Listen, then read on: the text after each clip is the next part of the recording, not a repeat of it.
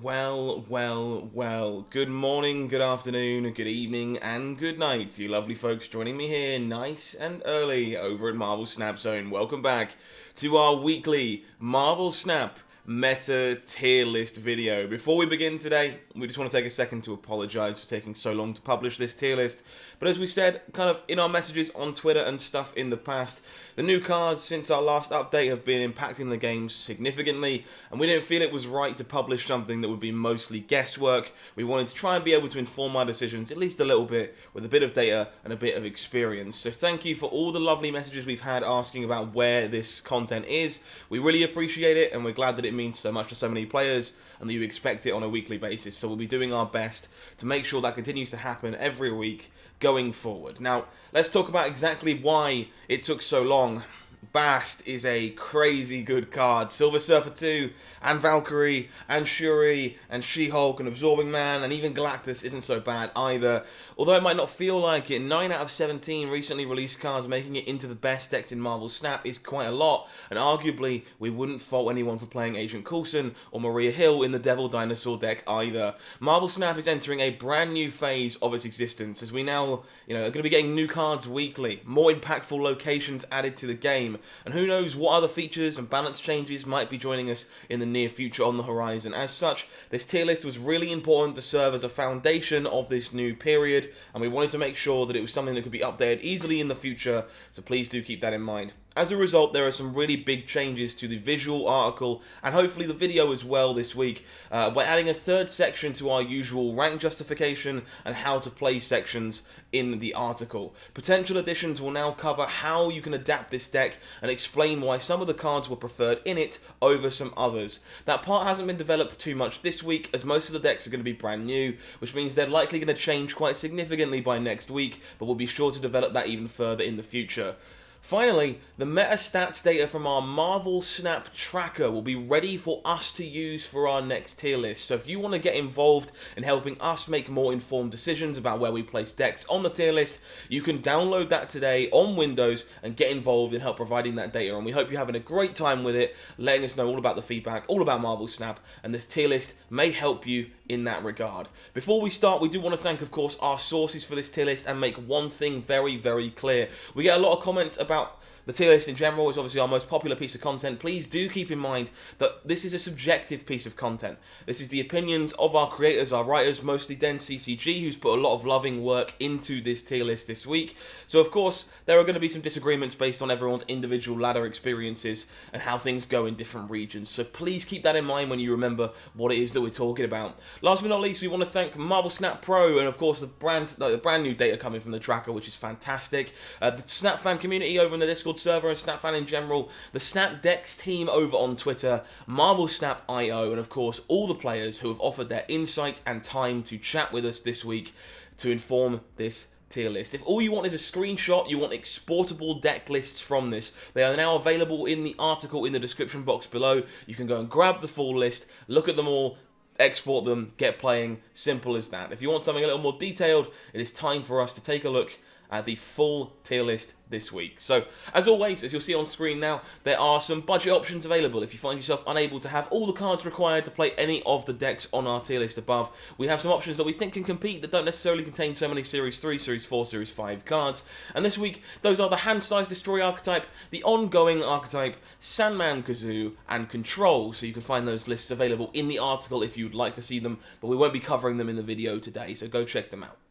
Tier 4 this week is actually the largest tier of the bunch. We've got a full 6 different decks in here, all of which have moved up, down, or are brand new, which is very, very exciting. So, Movement making itself in Tier 4 this week, unfortunately. A little bit down, hasn't gained too much from the new cards, so finding itself bubbling at the top of Tier 4, one way or the other. Valkyrie Control, a brand new archetype we've covered a few times in our decks that made it to Infinite this week, and similar articles on the website while we've been waiting for this tier list, finds itself settling in Tier 4 as a starting place to grow forward from. Cerebro, the 3-power-based version of Cerebro, obviously gained plenty of new toys as the new cards released, and that finds itself in Tier 4 at the moment. The Moon Girl Shenanigans deck, we'll go into a little bit more about exactly what that means in the near future. future as well. You can find that one in Tier 4 this week. The Hand Size Control deck and Lockjaw Thanos also in Tier 4. Again, not going to be looking at the deck lists for those in detail in this video. We only do Tier 3 upwards, so if you are looking for those deck lists and a little bit more information about them, go give the article a click for me down below. We move on over to tier number 3 this week, starting things off at the top of this one with a brand new archetype.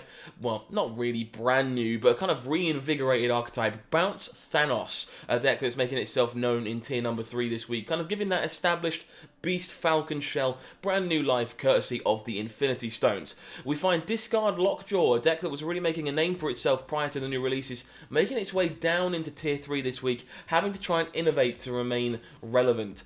Wong Reveal, also a similar deck, finding itself on a downward trajectory at the moment, but also doing plenty of innovating to try and keep itself relevant with a chunk of new cards and new ideas that I can't wait to talk about. Last but not least, in tier 3 this week we have Kazoo. Kazoo has a minor upgrade in the form of Valkyrie, a very powerful card for that archetype, but remains the most powerful linear strategy you can play in Marvel Snap, finding itself in tier 3 this week.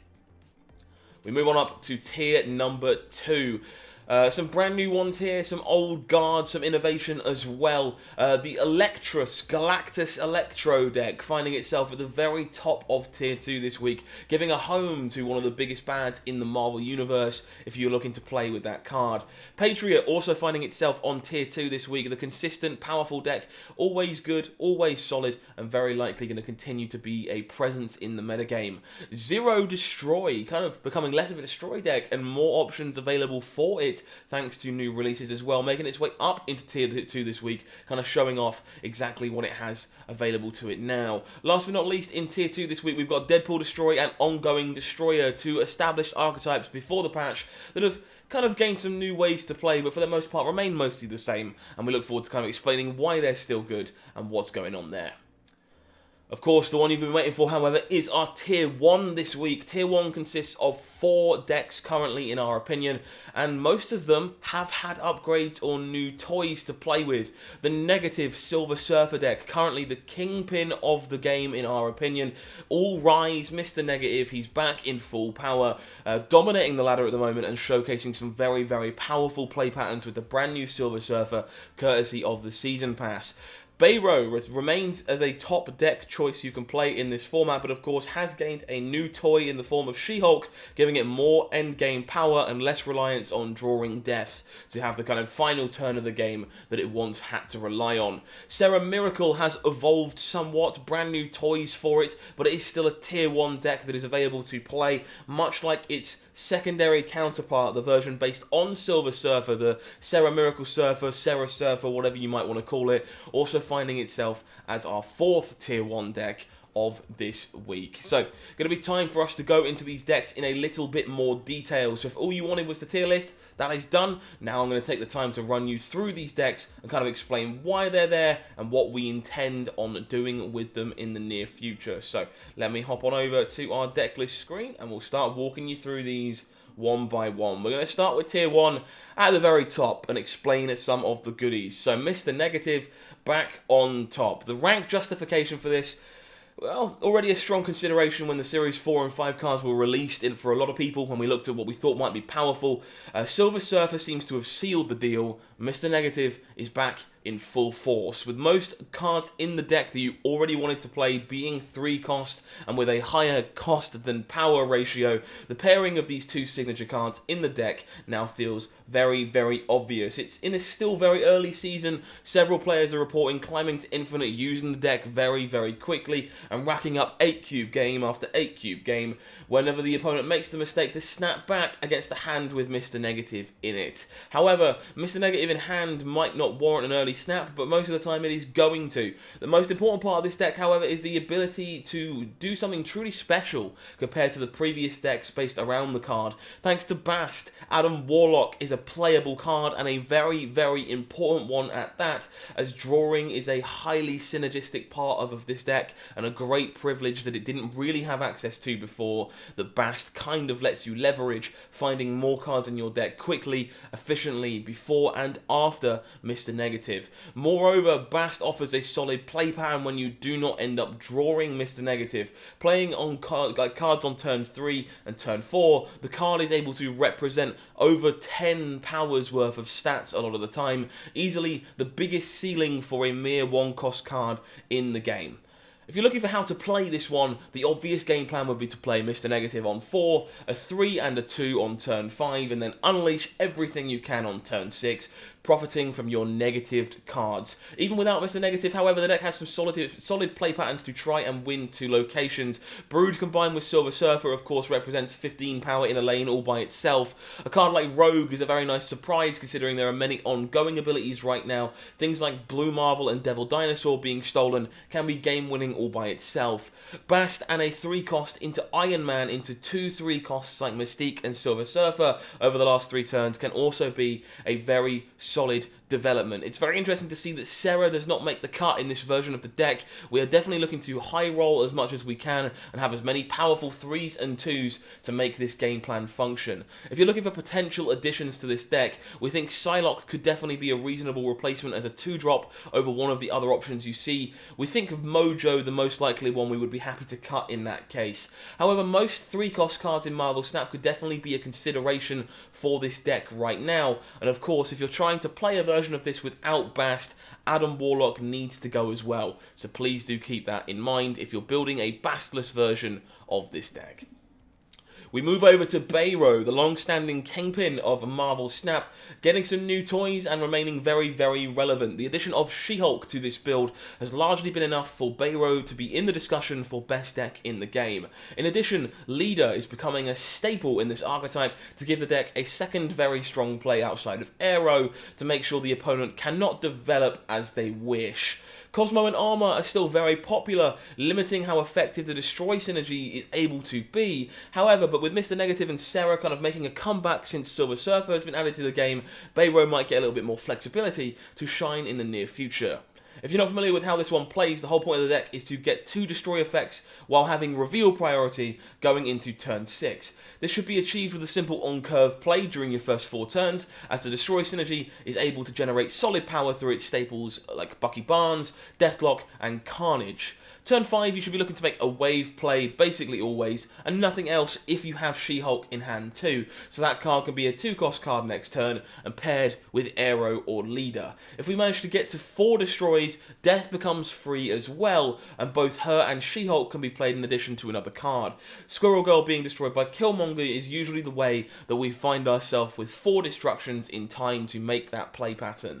Outside of this basic pattern, look to maximise your energy usage. The deck is still quite flexible, and it's able to develop points even without drawing into wave. The Destroy synergy especially shines when it comes to cleaning up annoying cards that would appear on our side of the board, be it from locations or opposing cards like Debris.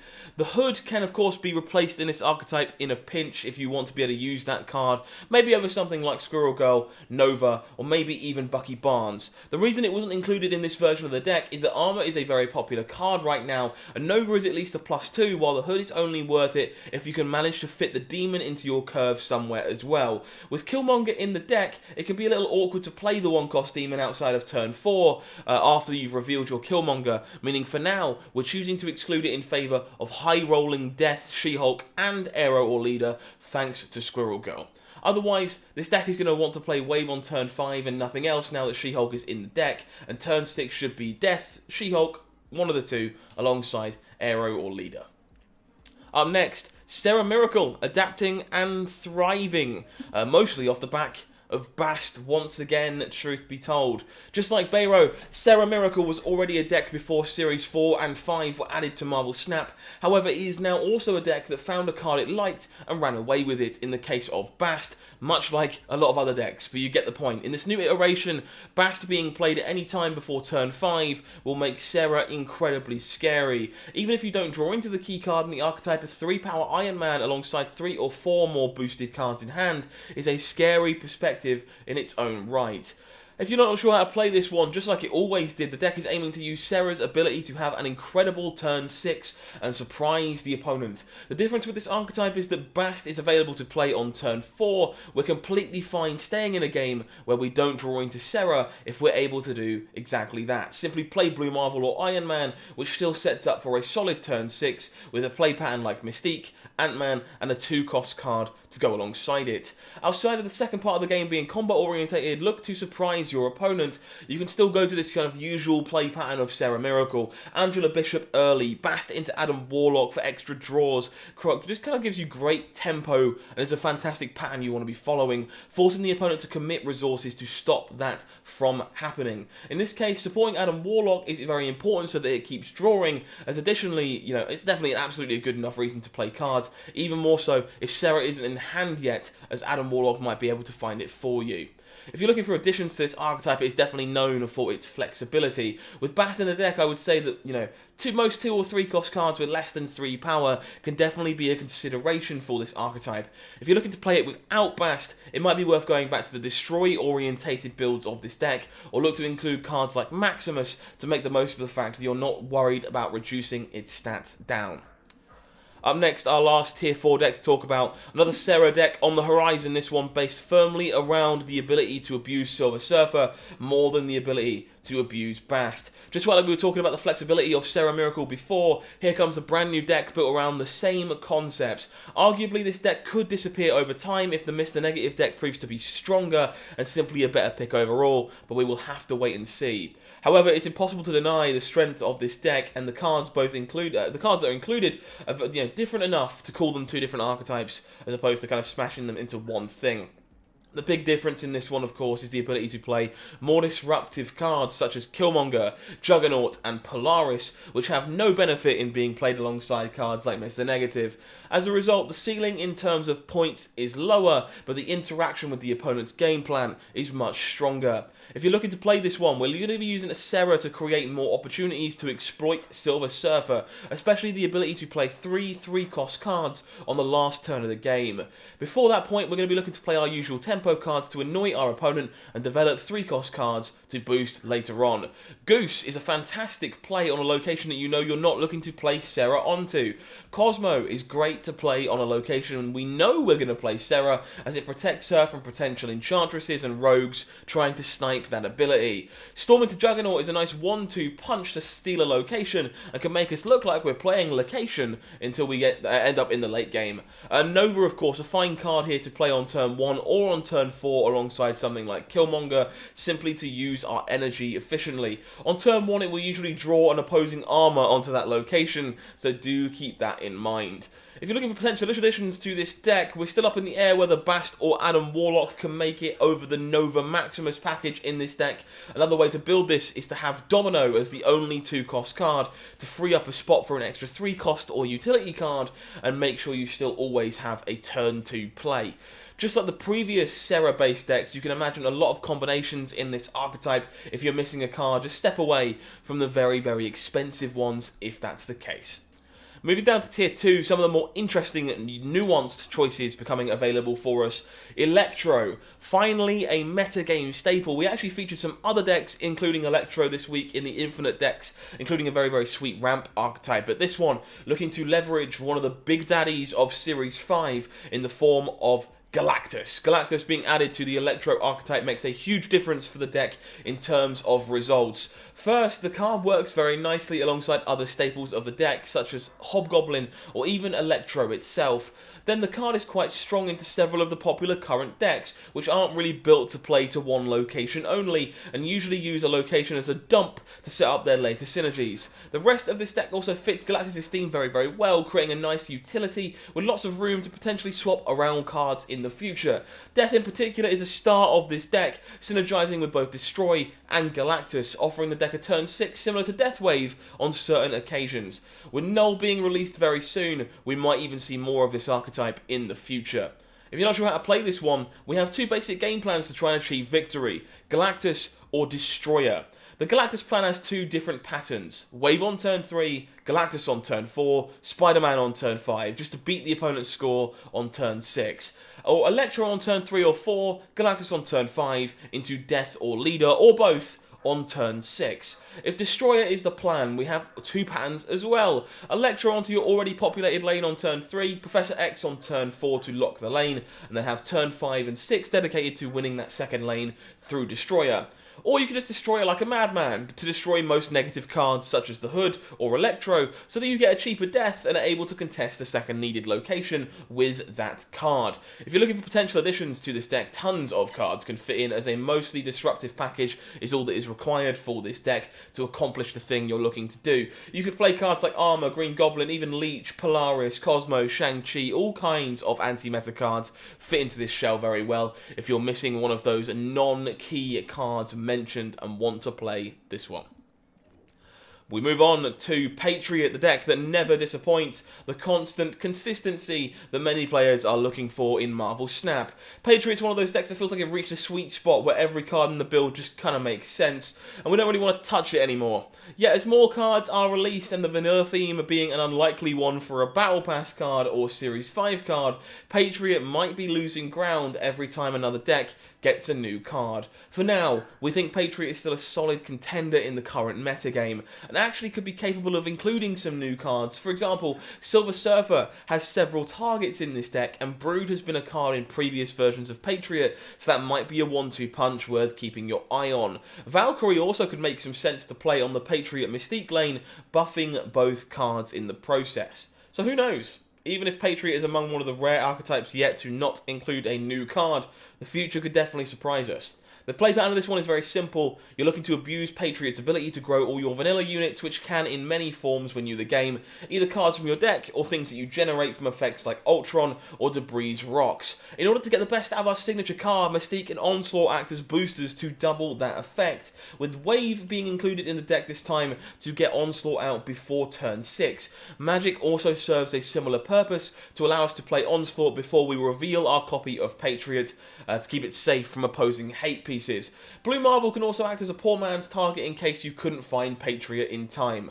If you're looking for other additions to this archetype, things like Invisible Woman can help disguise your intention and throw your opponent off a little bit. If you decide to play the Sera Surfer build, make sure to include Brood in that deck as well, so do keep that one in mind if that's a thing that we're looking to do.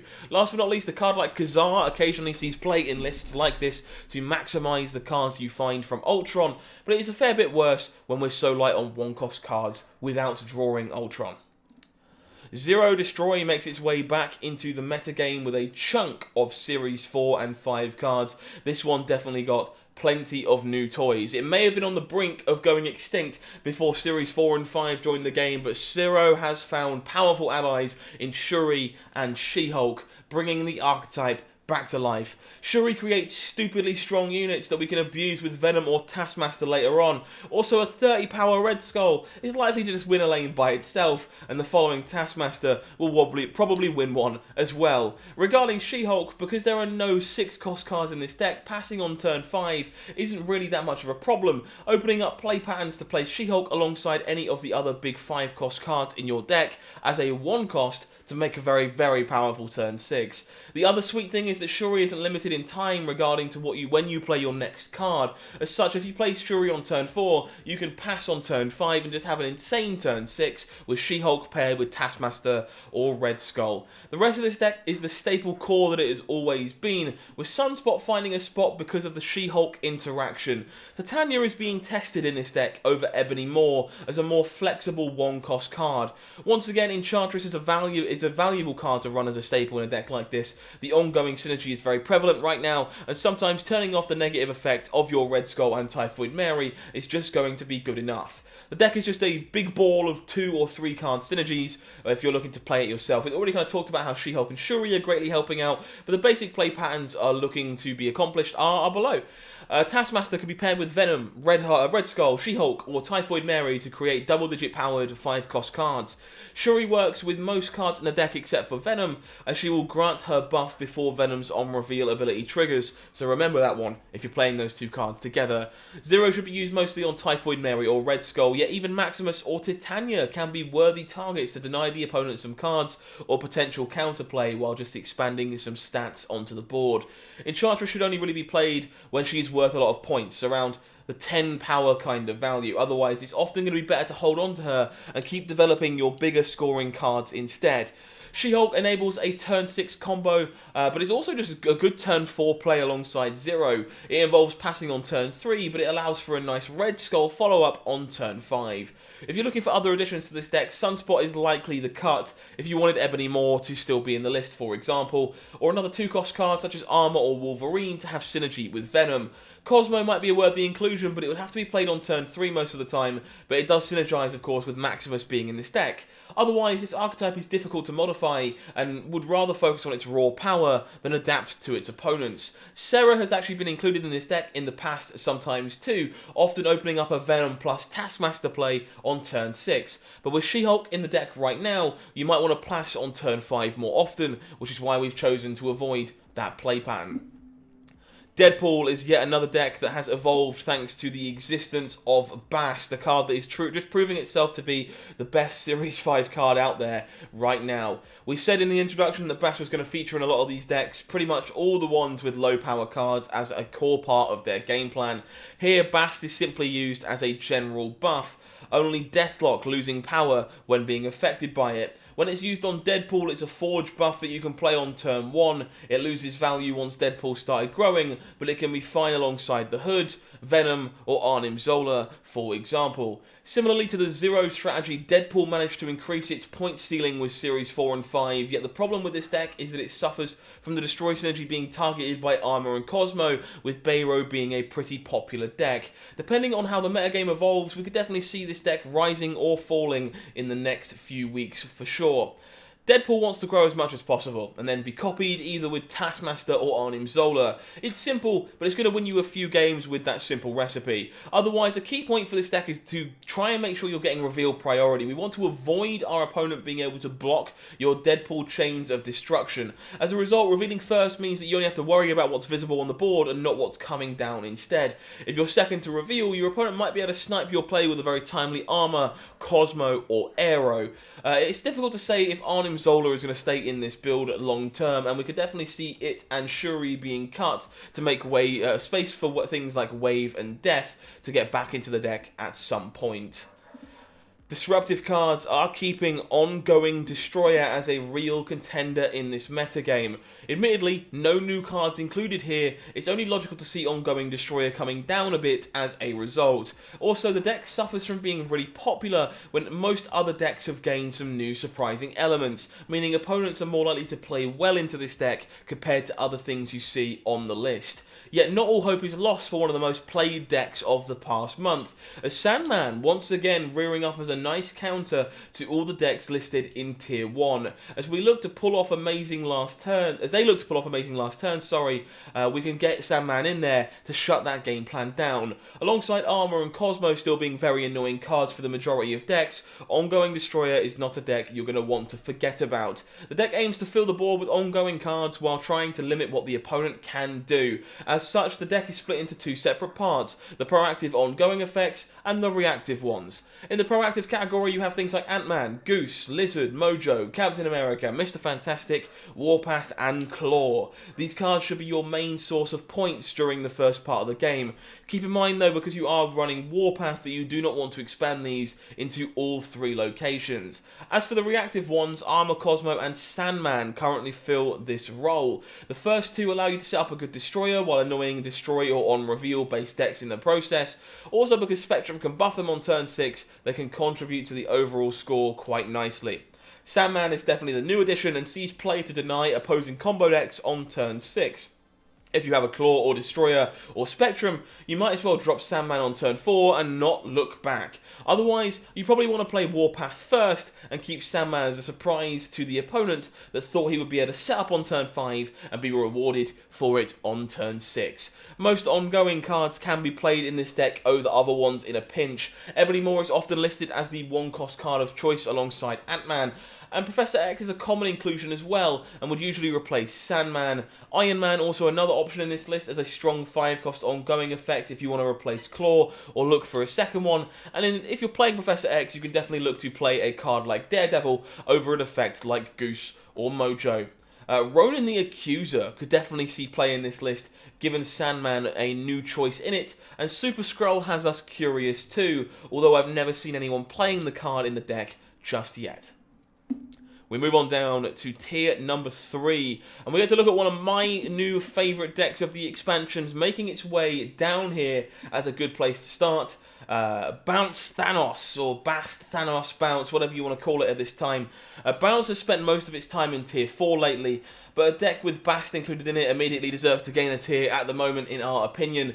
Also, Bounce might be one of the most difficult decks to pilot in the game, making it appear worse than it really is in large sample sizes. It's one of those things that, nevertheless, Bounce is, capable of being destroyed by Killmonger in the past. And now, that isn't the case anymore, and this new iteration might still suffer a bit against the card. It has a much better, well-rounded game plan, and for this reason, and the reason for this, I should say, is Thanos, and more importantly, his Infinity Stones. With 6 extra cheap cards in your deck for free, Bounce is able to grow Angela and Bishop to a stupidly large amount of power, all while keeping a very, very full hand in the process, feeding a Devil Dinosaur. That last inclusion really helped the deck to compete on several levels, as the Collector never really filled the position needed to carry a deck on his back anymore. Lastly, Blue Marvel, Bast and Carnage also love the stones from Thanos and give them much more value than their Soul on Reveal abilities. Overall, this deck might be even harder to play than it was previously, but should have a much higher ceiling to exploit for those who can become familiar with all of the intricacies of it. The simple formula here is to be able to contest 2 lanes with Angela Bishop and Devil Dinosaur as a big part of your game plan. We can then support them with our cheap buffed units, which usually contribute to 6 or 10 additional points thanks to things like Blue Marvel. Beast, Carnage and Falcon help free up space or getting cards back into your hand so we can play more of them and keep that ball going. The reality is you better be focused when playing this deck, as you're going to need to manage your hand, the order of your on reveals and the space on board to play this deck to its full potential. Most of the time the ideal scenario is to have Angela in our bouncing lane, as we can grow her through replaying cards behind her. Bishop on a lane we anticipate to play cards we do not intend to bounce or destroy on, and then things like Blue Marvel and Quinjet, and lastly have a lane to dump stuff that we're just happy to get eaten by Carnage when we need space, or just a location that we don't really plan on competing for. Devil Dinosaur coming at the end of the game is important. The card requires less planning around as long as we just have space available for it, and we can always use Falcon to get cards back into our hand on turn 6 if we need to suddenly grow our Devil Dinosaur. Thanos can also occasionally contribute an 18 power card, but I wouldn't play it. I wouldn't play for that to be a thing that happens. It's more of an opportunistic event more often than not. If you're looking for potential additions to this archetype, Kazoo is definitely a consideration, but our 1-cost cards tend to be quite volatile, so it hasn't stayed in the deck at the moment. Cards like Shang-Chi, which can win a lane on turn 6 and are very flexible, could also contribute nicely as an opportunistic card for this deck.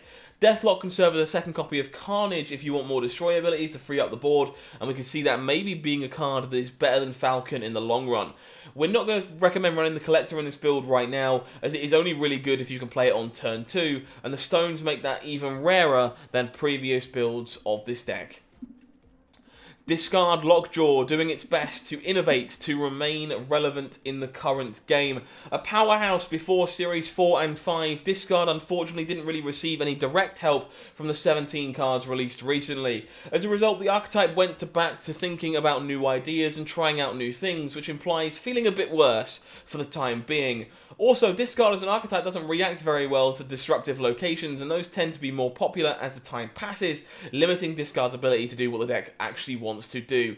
Sera Surfer being explored in this archetype right now, and Wong feels like a good support card for both the Surfer and your discard effects overall. Both seem to make some sense as discard plays lots of 3-cost cards and on reveal cards, yet for now, nothing seems to have dramatically changed the fate of the discard deck. We're looking to use Lockjaw to maximise our discard effects here. When we start going off, our hand should melt pretty quickly, and that means it's important to find either Swarm or Apocalypse before we really start discarding en masse. If we do, Swarm will give us the potential explosive plays we're looking for behind Lockjaw later on, and Apocalypse will grow to very, very silly numbers of power, making Dracula able to win a lane all by itself. With Morbius, Lockjaw and Dracula in the deck, it's entirely possible to only start discarding cards here on turn 5, once the cards we don't want to lose are already on board. That isn't much of a problem thanks to Swarm being able to fill out Lockjaw's location really quickly, and getting additional discards from our deck thanks to Lockjaw doing exactly that.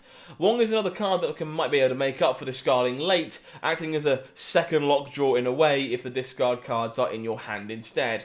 If Wong is pulled by Lockjaw and both are on the same location, you can just go absolutely berserk, especially when cards like Gambit or Moon Knight come out, which should be able to cycle for a card with more power on the way back out. In this new take of the deck, Lockjaw is key to getting enough discard effects to be able to compete, and ideally we want Sera Surfer to be played behind him, as the card is only really used for its effect here. Wong should be your go-to game plan unless you have Moon Knight, and feel like discarding a key card from your opponent's hand is the best way to emerge victorious. Otherwise, Dracula tends to be a stronger turn 4 play, especially if Apocalypse is in your hand already. If you're looking to change things in this deck, Hellcow could pretty easily replace Wong in a pinch for looking for more stability instead of trying to high roll. America Chavez, also a card that sees play in this archetype for more stability in the past if you want to abandon the Silver Surfer idea, and if you do that, you might want to be taking Gambit out of the deck as well, replacing it for another card that synergizes well with Lockjaw, such as Wolfsbane or Thor. Wong on Reveal coming up for you next. A deck that is kind of subtly evolving with many new interesting play patterns. This deck is good, excellent even, but similarly to Discard, it doesn't really react well to bumps in the road being caused by locations, opposing Cosmos, or even Rogue being a popular choice in Silver Surfer strategies. As a result, Wong Reveal is a deck that will look like the best in the game when everything goes to plan, and look like a very shaky one when your opponent derails your game plan instead. This deck is formed of 4 different on-reveal combos, with Wong being the core of all of them. Wong into Black Panther into Arnim Zola is the most popular one that was abused during most of November.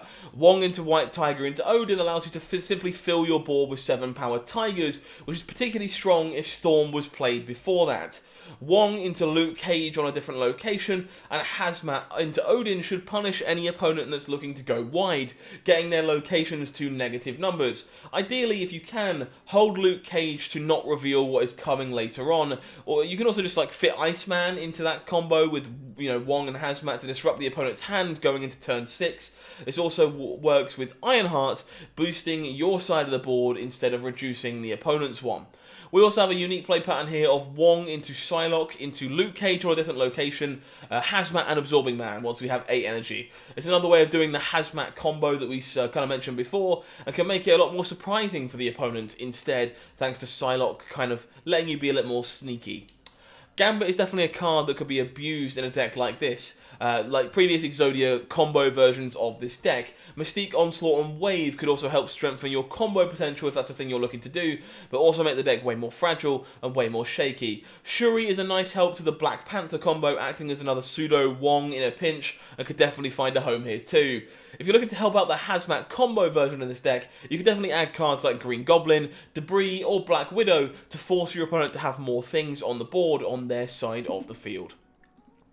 Last but not least for the video this week, we take a look at Kazoo, everyone's favourite linear aggro archetype that unfortunately is just not so budget anymore, with 2 Series 5 cards being very, very strong in this archetype in the form of Bast and Valkyrie. Yes, another deck that has Bast in it, I know, but we can't help including the card when it looks like it's so good currently. Alongside Valkyrie, they seem to just fit perfectly in a deck aimed at swarming the board and buffing up their units.